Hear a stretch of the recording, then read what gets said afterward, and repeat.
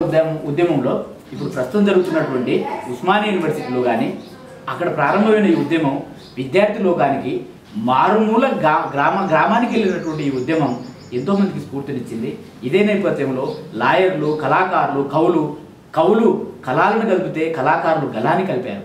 ఆ విధంగా ఈ బలం వచ్చిన నేపథ్యంలో ఎన్నో జరిగాయి.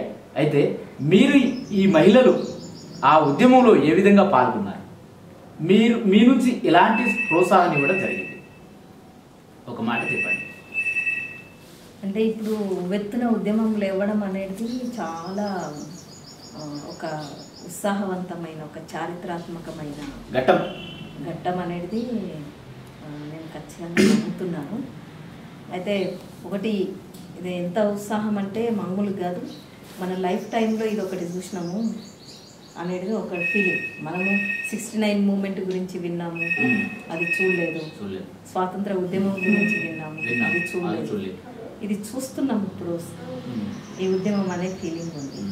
అయితే నేనేంటంటే ఇప్పుడున్న ఉద్యమాన్ని నాకు 69 ఉద్యమాన్ని నేను డీటెయిల్గా స్టడీ చేసినాను నా రీసెర్చ్లోనే నేను 69 ఉద్యమాన్ని ఉన్న మేరకు తెలంగాణ ఉద్యమము, తెలంగాణ సంస్కృతి, హిస్టరీ అంతా కూడా ఎందుకో కానీ రిటర్న్లో చాలా తక్కువ ఉంది.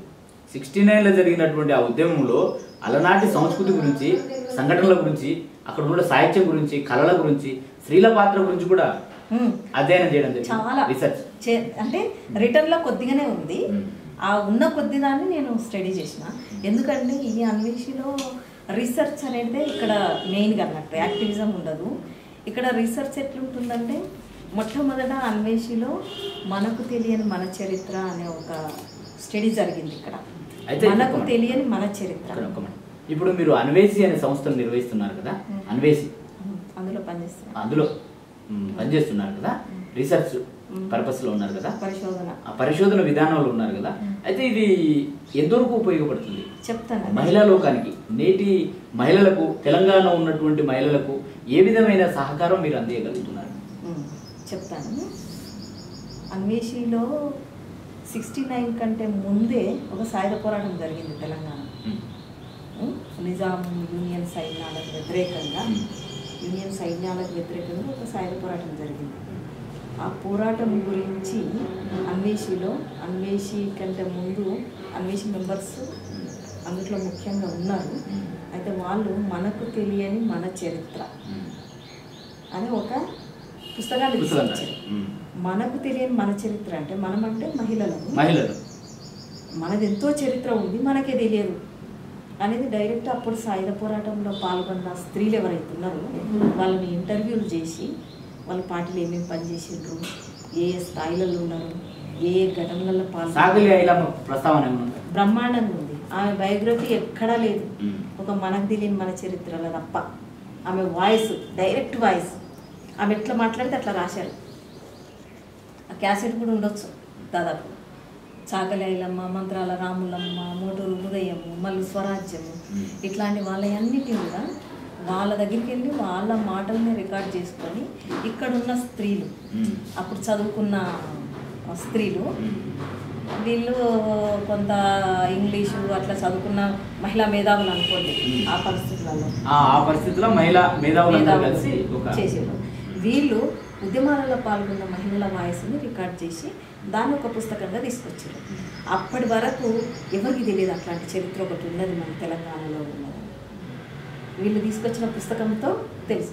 అయితే అది నేను చదివాను, అన్వేషికి రాకముందే చదివాను నేను. ఆ పుస్తకం ఉందా మేడం? బ్రహ్మాండంగా. అయితే అన్వేషికి రాకముందే చదివాను. వీళ్ళ థింకింగ్, వే ఆఫ్ థింకింగ్ నాకు బాగా నచ్చింది. అంటే పైన కనిపించదు, లోపల ఉన్న లేయర్ను పట్టుకునేవి. అంటే ఉద్యమాలలో స్త్రీలు ఎక్కడుంటారు? ఊరేగింపులలో ఉంటారు, ధర్నాలలో ఉంటారు, ర్యాలీలలో ఉంటారు, రోడ్డు మీద ఉంటారు, పోలీసులు కొట్టడానికి వచ్చినప్పుడు ఉంటారు, రాష్ట్ర కమిటీలో ఉండరు, మెయిన్ డిసిషన్ మేకింగ్ కమిటీలలో ఉన్నారు. అయితే ఇక్కడున్న స్త్రీలు ఏం చేసిండ్రు? వీళ్ళకున్న ఆలోచన ఏంటి, వీళ్ళకున్న డ్రీమ్ ఏంటి, భవిష్యత్తులో ఏం ఆలోచన ఉండి ఈ ఉద్యమంలో చేస్తున్నారు అనేది వాళ్ళని అడగడం అనేది చాలా ముఖ్యమైన అంశం. భవిష్యత్ ప్రణాళిక భవిష్యత్ ప్రణాళిక వాళ్ళకేముంది, ఆ భవిష్యత్ ప్రణాళిక వాళ్ళకు ప్లస్ హైకమాండ్ ఎవరైతే లీడర్స్ ఉన్నారో వాళ్ళు దాదాపు మగవాళ్ళే ఉంటారు. జనరల్గా ఏ పార్టీలో చూసినా మగవాళ్ళు ఉంటారు. వాళ్ళ భవిష్యత్తు ఆలోచన వేరుగుంటుంది, వీళ్ళ భవిష్యత్ ఆలోచన ఖచ్చితంగా వేరుగుంటుంది. అయితే వీళ్ళ భవిష్యత్ ఆలోచన ఏంటి అనేది వీళ్ళు తెలుసుకునే ప్రయత్నం చేయడంలో భాగమే ఆ పుస్తకం. అవే స్వభావం ఎట్లుందంటే, సరే వాళ్ళు ఏదో నా గురించి ఆలోచించినట్టు అనిపించింది అన్నట్టు, అంటే నాలాంటి వాళ్ళ గురించి ఆలోచించినట్టు అనిపించింది. వీళ్ళు మామూలు వాళ్ళు కాదు అనేది అందరు 100 మంది 100 రకాలుగా మాట్లాడతారు, అందుట్లో ఒకరు మాట్లాడేది వేరుగా ఉంటుంది కంపల్సరీ. అట్లా స్త్రీలకు సంబంధించింది ఇలా చేయడము నాకు ఇంట్రెస్ట్ అనిపించింది. నేను చదివిన తర్వాత అది చదివిన తర్వాత 69 ఉద్యమం ఇలాంటి ఇన్స్పిరేషన్ కలిగింది ఆ పుస్తకం. అంటే ఇది అసలు చరిత్ర, ఆ పుస్తకం చరిత్రలో మనకు తెలియని మన చరిత్ర, మనకు తెలియని మన చరిత్ర. ఆ పుస్తకం ద్వారా మీకు ఎలాంటి ఇన్స్పిరేషన్ కలిగించింది? ఇంకా ఉద్యమ నేపథ్యం గురించి ఏ విధంగా మీరు ఒక రకమైనటువంటి ప్రణాళికలు ఏర్పాటు చేసుకుంటారు కదా, ఆ పుస్తకం మీకు ఎంతవరకు ఉపయోగపడింది? ఆ పుస్తకము ఇంకో పుస్తకాన్ని రాయడానికి ఉపయోగపడింది.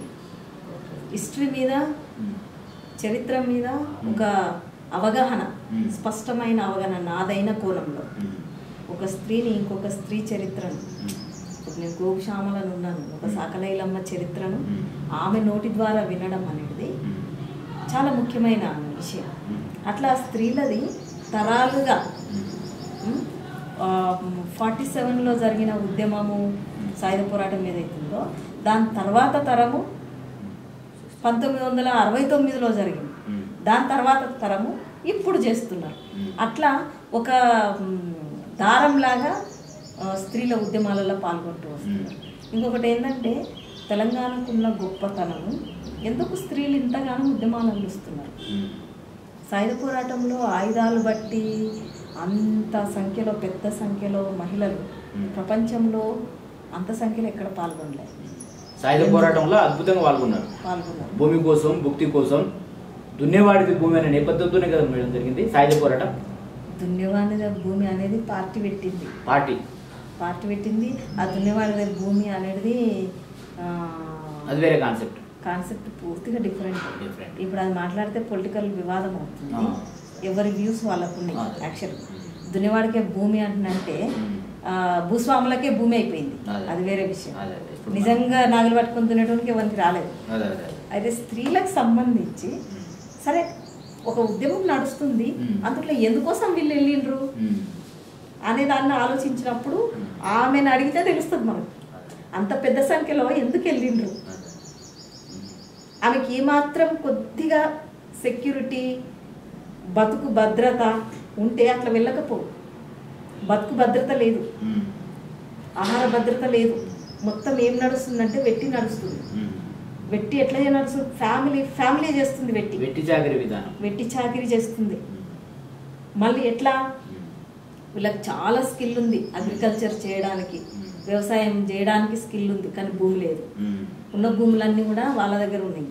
కాబట్టి ఆ భూమిలో చేస్తే వాడేసే కొన్ని గింజల కోసం జీవితాంతం ఆమె చేస్తే, ఆమె చనిపోతే తర్వాత ఆమె పిల్లలు, తర్వాత ఇట్లా నడిచింది. దాన్ని సహించలేదు తెలంగాణ స్త్రీలు. తెలంగాణ స్త్రీలు ఏం కోరుకున్నారంటే కుటుంబాన్ని కోరుకున్నారు. కుటుంబం ఉండాలంటే భూమి ఉండాలి, భూమితో బతికే సంస్కృతి ఇక్కడ. భూమి ఉంటే పని ఉంటుంది, భర్త పనికి వెళ్ళడము, పిల్లలకు ఇంకొక దగ్గరికి వెళ్ళడం, ఈమె ఇంకొక పనికి వెళ్ళడం. ఈ వర్క్ విభజన, శ్రమ విభజన అనేది ఏదైతుందో వర్క్ డివిజన్, ఆ కుటుంబము, దాని నుండి సంస్కృతి వస్తుంది, దాని నుండి ఆహార భద్రత వస్తుంది, దాని నుండి సమాజాన్ని సమాజ స్వభావాన్ని మనం అంచనా వేయవచ్చు. అయితే అది మిస్ అయింది అక్కడ. అంటే అది మొత్తం కూడా ఒక నాగరిక సమాజం కాదు.